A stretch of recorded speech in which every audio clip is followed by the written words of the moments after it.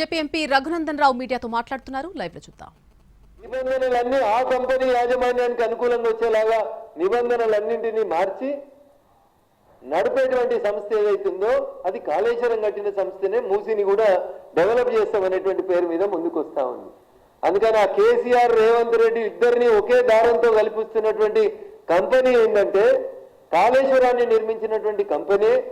ఈ ఇద్దరిని కూడా ఒకే దారానికి పూలదండ గుడిస్తే దారానికి పూలన్నీ ఎట్లా చేరుతాయో అట్లా ఈ రెండు పార్టీలకు సంబంధించినటువంటి పెద్ద తలకాయలన్నింటినీ మేనేజ్ చేస్తూ ఇద్దరు అట్లే తిట్టుకుంటూ ఉండండి, బట్ కేసులు పెట్టుకోవద్దు, అరెస్టులు చేయొద్దని వాళ్ళ లావాదేవీలన్నింటినీ సాఫ్గా నడుపుతున్నటువంటి సంస్థ కాళేశ్వరం నిర్మాణం లోపల ప్రముఖ పాత్ర పోషించినటువంటి సంస్థ. అందుకని ఈయన సిబిఐ విచారణ ఈయన అడిగాడు, ఆయన అట్లే నడిపిస్తా ఉన్నట్టు నడిపిస్తా ఉంటాడు.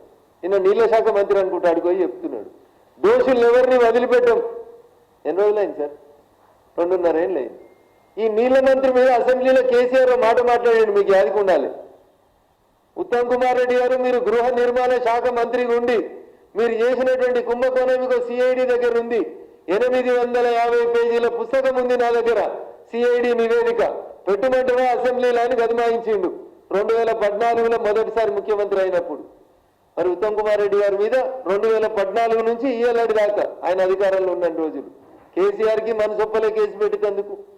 ఇలా అదే కేసీఆర్ గారి హయాంలో జరిగిన కాళేశ్వరం కుంభకోణాన్ని ఇలా ఉత్తమ్ కుమార్ రెడ్డి గారు కూడా గట్లే చేస్తున్నట్టు కనబడతాము. అప్పుడు సిఐడి కేసులో గృహ నిర్మాణ మంత్రిత్వ శాఖ కేసులో ఉత్తమ్ కుమార్ రెడ్డి గారిని సిఐడి నివేదిక ఇచ్చిన తర్వాత కేసీఆర్ ఎట్లా కాపాడిండో ఇలా కాళేశ్వరం ప్రాజెక్టులో అవినీతి మీద జరిగినటువంటి నివేదికలు వచ్చినాక కూడా ఈ రాష్ట్ర ప్రభుత్వం కేసీఆర్ కుటుంబాన్ని కాపాడుతుంది. నా అంతేందుకు చివరికి ఒక మాట చెప్పి ముగిస్తా. మేము చెప్తే మాది కంఠశోష, ప్రతిపక్షాల ఘోష అనుకోవచ్చు. ఎవరు చెప్పారు ఈ మాటలన్నీ? నేను చెప్పలే ఈ మాటలన్నీ. నువ్వు ఎంపీ చేసి నువ్వు ఎమ్మెల్సీ చేసి నా బిడ్డ నా రాజకీయ వారసురాలని చెప్పిన కవితమ్మ పార్టీలకు వెళ్ళి బయటకు వచ్చినాక చెప్తుంది కాళేశ్వరంలో అవినీతి జరిగింది. ఆ ఇంట్లో ఉండే సంతోష్ అన్నట్టు ఆయన, హరీష్ రావు అన్నట్టు ఆయన అంతా కలిసి పైసలు పంచుకున్నారు, మేనేజ్ చేసిండ్రు. మా నాయనకు అన్ని విషయాలు తెలియకుండా చూసిర్రని నేను చెప్తే రాజకీయ కక్షతో చెప్పినట్టు అనిపిస్తుంది.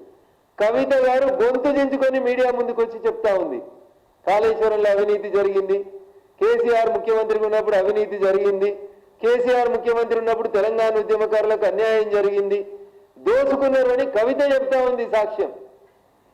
ఇప్పటికైనా రేవంత్ రెడ్డి గారు ఆ కవిత గారిని అప్రూవర్గా మారమని, ఆ కాళేశ్వరం కేసుల్లో కార్ల కేసుల్లో ఎల్లైనా అప్రూవర్గా మారమని ఆమె దగ్గర ఉన్నటువంటి సాక్ష్యాలు ఆధారాలు రికార్డు చేసి ఇప్పటికైనా తండ్రి కొడుకుల్లో బావమరుదుల్లో అరెస్ట్ చేస్తే నీ నిజాయితీని ప్రజలు విశ్వసిస్తారు తప్ప నువ్వు తుపాకి రామన్ లెక్క వాణ్ణి జైలెత్తా, వీణి జైలెత్తా, రేపెత్తా, ఎల్లుండెత్తా, కేసీఆర్ కోసం డబుల్ బెడ్రూమ్ కడుతున్నాం, చెర్లపల్లి జైల్లో ఇందిరమ్మ ఇల్లు కడుతున్నాం, ఇన్ని మాటలు మాట్లాడితే ఆచరణలకు వస్తే ఏం లేదని ప్రజలు ఎదురు చూస్తూ ఉన్నారు.